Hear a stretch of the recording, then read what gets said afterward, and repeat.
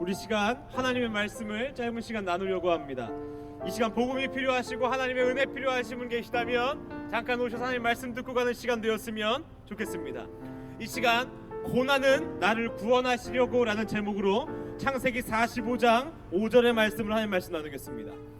당신들이 나를 이곳에 팔았다고 해서 근심하지 마소서, 한탄하지 마소서. 하나님이 생명을 구원하시려고 나를 당신들보다 먼저 보내셨나이다. 오늘 요셉의 마지막 이야기입니다. 고난은 나를 구원하시려고 라는 제목으로 하나님의 말씀을 나누도록 하겠습니다.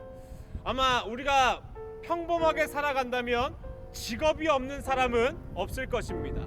주부가 되었던, 아이를 양육하던, 또한 어떠한 일을 하던 각자 하는 일들이 있을 것입니다. 그렇다면 여기서 한 가지 질문을 드리고 싶다면, 우리가 하는 일 가운데 여러분 성공하고 싶으십니까?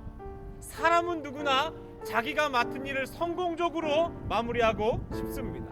저는 사역자입니다. 만약에 저에게요 하나님께서 유명한 목사, 능력 있는 목사가 되게 하신다면 제가 왜 그런 사람이 되어야 할까라고 고민해 봤습니다. 만약 저에게 영향력이 있고 또한 유명해진다면 더 많은 사람들에게 복음을 전하고 더 불쌍한 사람들을 도울 수 있는 사람이 되고자 합니다. 그렇지만 그 자리에 갔을 때 그 마음을 지킬지는 사실 자신이 없습니다. 왜냐하면 수없이 유명하고 많은 분들이 변질되고 타락하고 자신의 욕망을 채우기 위하여 자신의 성공의 수단을 사용하기 때문입니다. 우리가 우리 직업 가운데 성공하면은, 나의 욕심과 욕망을 위해 살아간다면은 하나님께서 그러한 자에게 성공의 자리에 앉게 하시겠습니까? 저는 그렇게 생각하지 않습니다. 그러면 하나님은 오늘 어떠한 자를 높이 세우시고 성공하게 하시고 완전하게 하시겠습니까? 그 사람을 통하여서 그 사람이 성공했을 때에 자기만 배불리 먹고 자기만 등 따신 게 아닌 남을 위하여 살아가고 복음을 전하고 불쌍한 사람들에게 복음 전하고 하나님을 전하는 사람에게 성공의 자리를 주실 거라고 확신합니다. 이 시간 그러한 자리에 오르는 것이 거저 주어지고 우연히 온다는 것이 아님을 우리는 모두가 알고 있습니다. 우리가 그 자리에 가기까지 수없이 고난이 있고 역경이 있습니다. 그러나 이 시간 오늘의 제목과 같이 고난은 나를 구원하시려고 하나님께서 나에게 하신다는 것을 여러분 기억하시기를 바랍니다. 오늘의 이 금요일 마지막 설교의 인물은 또다시 요셉입니다. 저는 참 요셉을 너무나 좋아해요. 왜냐하면 요셉에게는 저에게 없는 선함이 있기 때문입니다. 요셉이 얼마나 힘들었을지는 여러분 다 알고 계실 것입니다. 노예로 갔다가 감옥에 갑니다. 근데 그 세월이 10년이 넘는 세월이에요. 그리고 인생에서 가장 꽃다운 나이인 청춘의 나이를 노예 생활과 감옥에서 다 보냅니다. 근데 오늘의 본문은 무엇이냐면 형제들을 드디어 만난 사건입니다. 요셉은 더 이상 아무도 건들 수 없는 총리의 자리에 있을 때 형제들이 곡식을 구하려고 요셉 앞에 나타납니다. 그때 요셉이 오늘 뭐라고 얘기합니까? 하나님께서 나와 이스라엘의 모든 민족을 구원하시려고 먼저 나를 보내셨다라고 얘기합니다. 요셉은 성공의 자리에 갔을 때 원망하고 복수하고 또한 자신의 욕망을 위해 살아가는 것이 아닌 하나님의 계획과 뜻을 이루는 그 자리대로 살아갑니다. 오늘 하나님께서 우리에게 행여 고난을 주시고 역경을 주실 때에 여러분 기억하셨으면 좋겠습니다. 지구가 둥글다는 것은 지구 안에 있는 사람은 알지 못합니다. 우주에서 바라봤을 때만 지구가 둥근 것을 알 수 있습니다. 그것이 하나님의 뜻임을 기억하시길 바랍니다. 우리가 고난 중에 있으면 왜 고난받는지 모릅니다. 그러나 하나님은 분명히 계획이 있으시고 하나님은 우리를 선한 곳으로 인도하시는 분입니다.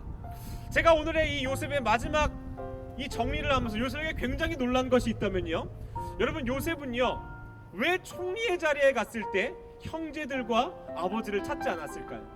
저는 그것이요 요셉이 형들을 아직도 미워하고 아버지에 대해서 원망이 있었다고 처음에 생각했습니다.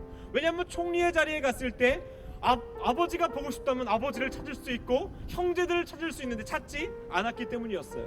근데 요셉을 묵상하면 묵상할수록 놀라운 것이요, 요셉은 그 모든 작은 것까지 하나님께서 이루실 것을 믿었습니다.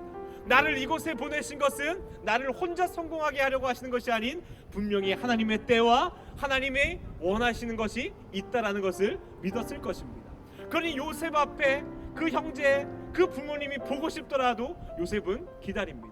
근데 하나님은 어떻게 하십니까? 가장 좋은 때, 가장 완전한 때에 그 가족을 다시 만나게 하십니다.